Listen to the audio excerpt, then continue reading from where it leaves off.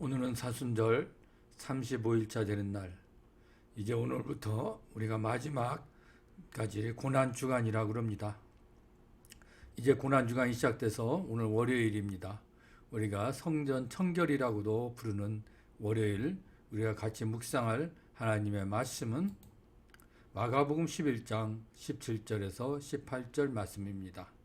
마가복음 11장 17절. 이에 가르쳐 이르시되 기록된 바 내 집은 만민이 기도하는 집이라 칭함을 받으리라 하지 아니하였느냐.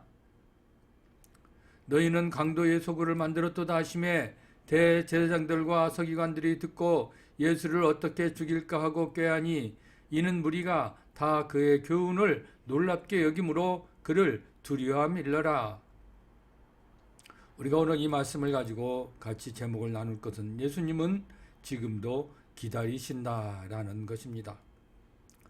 이제 많은 이들의 환호를 받으며 예루살렘에 들어오신 예수님은 그 다음날 먼저 찾아간 것이 바로 예루살렘 성전에 가셨다는 겁니다.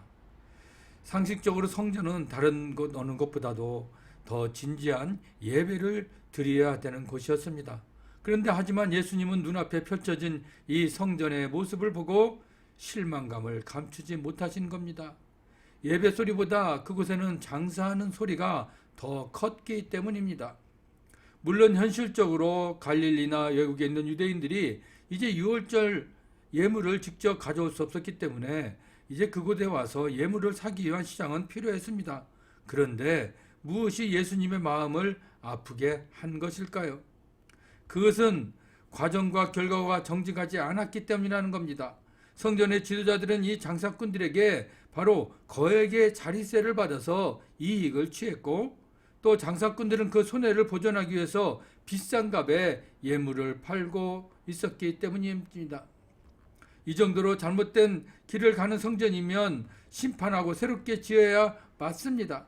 하지만 예수님은 심판하는 대신 다른 길을 선택하신 겁니다.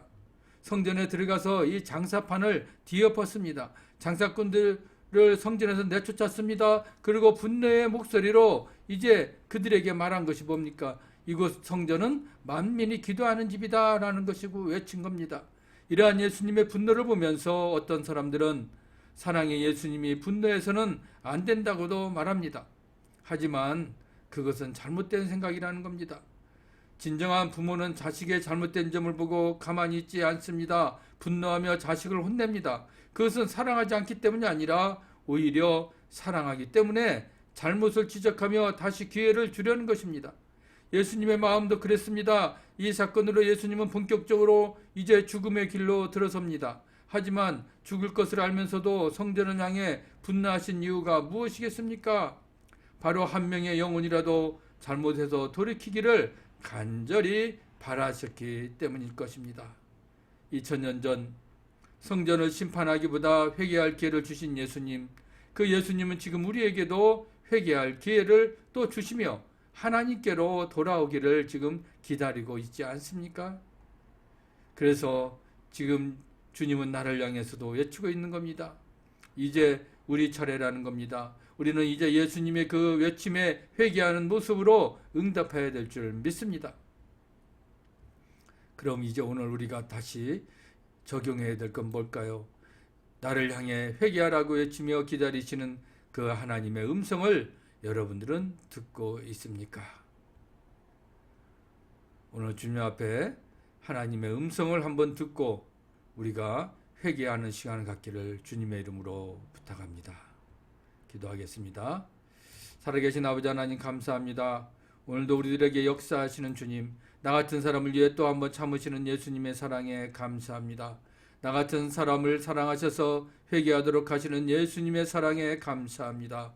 그 참으심으로 인해 오늘도 살고 있음을 기억하며 진정으로 회개하게 하여 주시옵소서. 예수 그리스도의 이름으로 기도하옵나이다. 아멘.